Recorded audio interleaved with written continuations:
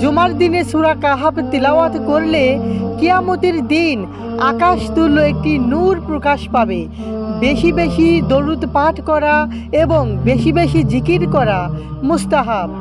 জুমার দিনে কাহাফ তেলাওয়াত করলে দাজ্জালের ফিতনা থেকেও আপনারা রক্ষা পাবেন।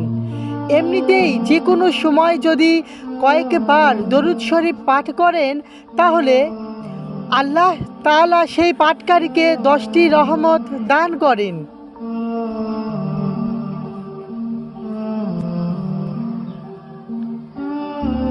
জুমার দিনের আরও একটি সুবর্ণ সুযোগ হলো সূর্য ডোবার কিছুক্ষণ আগে থেকে সূর্যাস্ত পর্যন্ত গুরুত্বের সাথে জিকির তাসবিহ ও দোয়ায় লিপ্ত থাকা।